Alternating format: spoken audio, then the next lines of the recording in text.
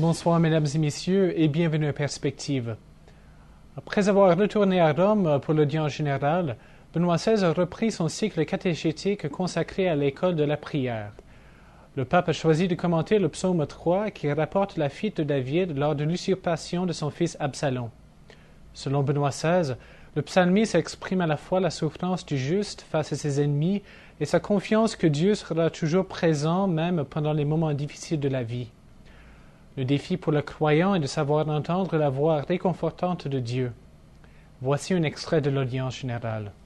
Chers frères et sœurs, à partir de cette audience, nous méditerons sur quelques psaumes, le livre de la prière par excellence. Le psaume 3 est un psaume de lamentation et de supplication, pénétré d'une profonde confiance. La certitude de la présence de Dieu fonde la prière qui naît de l'extrême difficulté dans laquelle se trouve le priant. Le Seigneur protège celui qui se confie en lui. L'homme n'est plus seul, ses ennemis ne sont pas invincibles, car le Seigneur écoute le cri de l'opprimé et lui répond. Crier veut dire poser un geste de foi dans la proximité de Dieu et sa disponibilité à l'écoute. La réponse divine qui accueille la prière donne au psalmiste une sécurité totale, son cri s'apaise dans une profonde tranquillité intérieure. Celui qui prie, même au cœur du danger de la bataille, peut s'endormir tranquille dans une attitude d'abandon confiant. Chers amis, en priant ce psaume, faisons nôtres les sentiments du psalmiste. Dans la souffrance, le danger, l'incompréhension et l'offense, le psaume ouvre nos cœurs à la certitude réconfortante de la foi. Dieu est toujours proche, il écoute, répond et sauve. Qu'il vienne en aide à notre faiblesse et nous rende capables de croire et de prier en nous abandonnant à lui avec confiance. Je suis heureux d'accueillir les personnes de langue française, particulièrement les sœurs de Saint-Paul de Chartres et les pèlerins du Sénégal, conduits comme M. Benjamin Daillé, évêque de Kaolack. Que votre pèlerinage à Rome soit un temps privilégié pour reconnaître la présence de Dieu dans vos vies et marcher avec confiance sur ces chemins.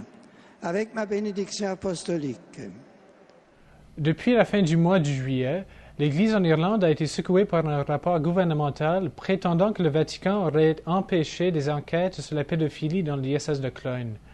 Près d'un mois et demi après que le premier ministre irlandais, Enda Kenny, a accusé le Vatican d'avoir essayé d'empêcher une enquête dans un État souverain et démocratique, le Vatican vient de publier le 3 septembre dernier une déclaration officielle répondant à ces accusations sérieuses. La déclaration reconnaît des manquements graves dans le gouvernement du diocèse de Cloyne, mais rejette les accusations sans fondement lancées par les autorités irlandaises. La déclaration reconnaît le mauvais traitement des allégations de pédophilie par l'Église en Irlande et comprend les profonds sentiments de colère et de frustration du peuple irlandais.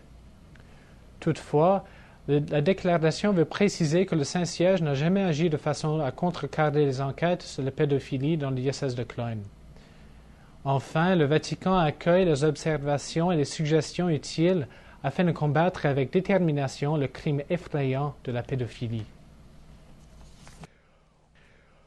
Au mois d'août dernier, la Conférence des évêques canadiens a publié un décret sur le nouveau missel romain et sur les adaptations.